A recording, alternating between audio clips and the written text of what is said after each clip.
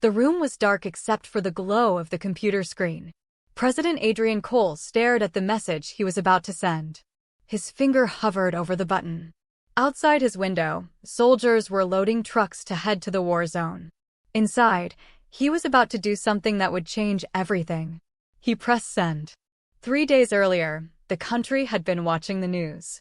Operation Shield was the biggest military action in 20 years. Enemies had crossed the border. The army needed to push them back. Cameras showed brave soldiers hugging their families goodbye. Mothers cried. Children waved flags. Everyone expected President Cole to visit the troops. They wanted to see him shake hands with the soldiers. They wanted him to stand with them. But Adrian stayed home. His team told reporters he was managing the operation from headquarters. They said he was working around the clock. They posted pictures of him in meetings. Videos showed him on phone calls. His social media accounts were very active. People commented saying he was a modern leader. They said he was smart to use technology. Adrian believed them. He thought being online was the same as being there. Late one night, he could not sleep. He scrolled through his phone, looking at pictures and videos.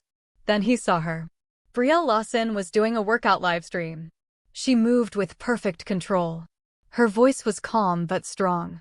She smiled at the camera like she had no worries in the world. Adrian watched for 20 minutes. Then he looked at her profile. Fitness coach. Mental health advocate. Married. He clicked on a tagged photo. There was Brielle standing next to a man in uniform. The caption said, "So proud of my husband Captain Daniel Lawson as he deploys for Operation Shield." Adrian stared at the photo for a long time. Then he opened a private message and started typing. The next morning, his assistant came into the office. "Sir, the defense minister wants to discuss troop movements." Adrian waved his hand. Later. "I'm reviewing some community outreach programs." He was really checking his messages. Brielle had not responded. 2 days passed. Then she replied, "Thank you, Mr. President. I appreciate your kind words about my work." Adrian smiled. He wrote back immediately. "Please call me Adrian. I think what you do is important. Mental health is something we need to talk about more. Would you be interested in working together on an awareness campaign?" Brielle read the message 3 times. It seemed professional. It seemed safe. She wrote back, "I would be honored." The messages came every day after that.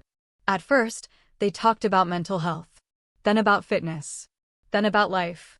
Adrian told her about the pressure of leadership. Brielle told him about missing her husband.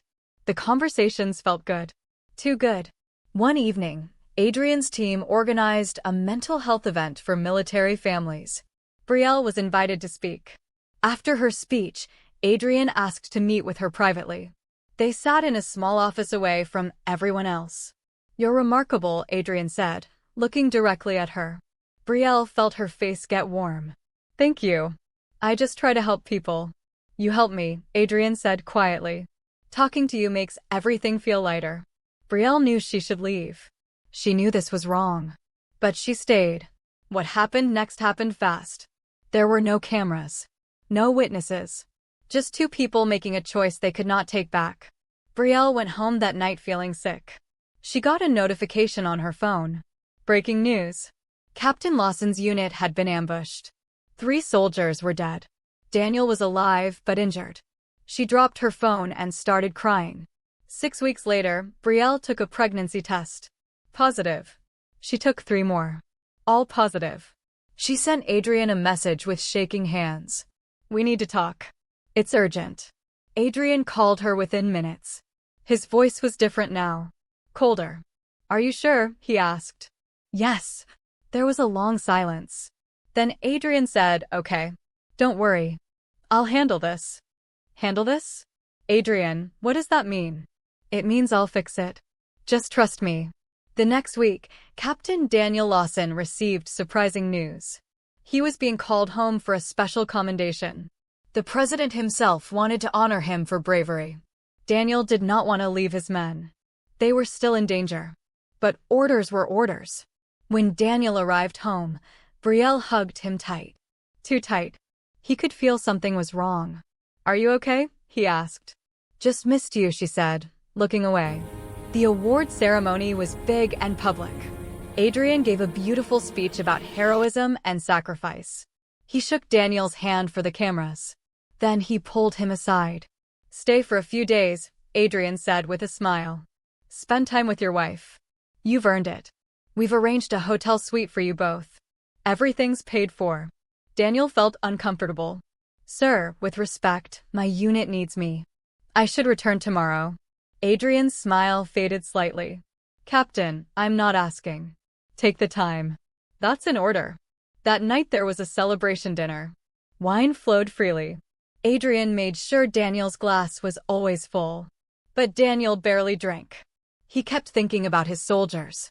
When the party ended, he told Brielle he was going to sleep at the base. "Why?" Brielle asked, her voice breaking. "It doesn't feel right being in luxury while my men are still out there," Daniel said. "You understand, don't you?" Brielle nodded, tears in her eyes.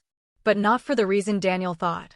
Back in his office, Adrian received this news. His jaw tightened. He opened his laptop and began typing an email. The recipient was Chief Samuel Cade, head of military operations. The email was carefully worded. It mentioned new intelligence about enemy positions. It suggested Daniel's unit should investigate a specific area. It noted that backup might be delayed due to other priorities. It was signed with presidential authority. Adrian hit send. Then he opened a live feed from the operations center. He watched as Daniel's unit moved into position the next day. He watched as they entered the danger zone. He watched as the ambush began. Daniel's voice came through on the radio. "We're taking heavy fire. Request immediate support." The operations officer looked at the screen. "Sir, should we send reinforcements?" The general looked at his orders. "The orders from the president." "Negative. Hold position." Adrian watched Daniel's location marker on the screen. He watched it stop moving. 2 days later, the nation mourned. Captain Daniel Lawson, hero, husband, and patriot, had died serving his country. The president gave a powerful speech at the funeral. Tears rolled down his cheeks as he spoke about sacrifice. Brielle stood in black, her hand on her stomach, watching the man who had destroyed her life pretend to care. 3 months passed. The mourning period ended. Adrian made an announcement that shocked everyone. He was engaged to Brielle Lawson, widow of the fallen hero. "In our darkest moments, we found light in each other," Adrian told reporters. "Daniel would want us to find happiness." The public loved it. They called it beautiful. They said Adrian was helping a grieving widow. Nobody knew the truth. Except one person. Noah Reyes was an investigative journalist who did not trust easy stories. He started digging. He found medical records showing Brielle was 5 months pregnant. He found hotel receipts from before Daniel died. He found email timestamps that did not match official reports. But Noah was smart. He did not release accusations. Instead, he posted a video telling an old story. "There was once a wealthy man," Noah said to the camera. "He had everything. But he saw something that belonged to his neighbor. A beautiful lamb that the neighbor loved. Instead of being content with what he had, the wealthy man took the lamb. When the neighbor found out, the wealthy man had him sent to war. The neighbor died.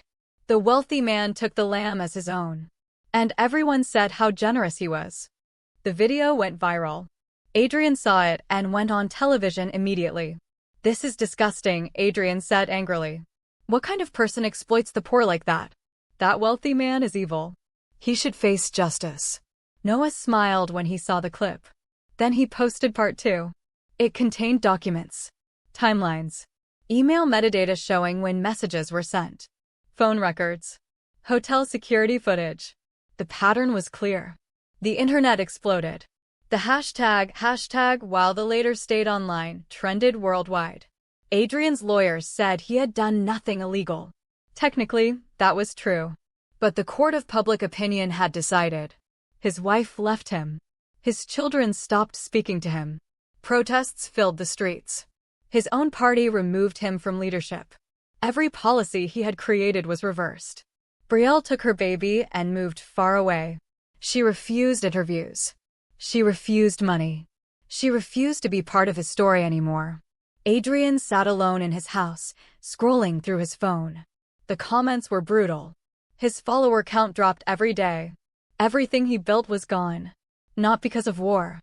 Not because of scandal. But because when he was supposed to lead, he stayed comfortable. When he was supposed to sacrifice, he took what he wanted. When he should have been a shield, he became a weapon. Power did not destroy him. Comfort did. If you made it this far, hit that subscribe button. Drop a comment telling me what choice you would have made differently. And smash that like button if this story made you think. Because sometimes the battles we avoid become the temptations that destroy us. What battle are you avoiding right now?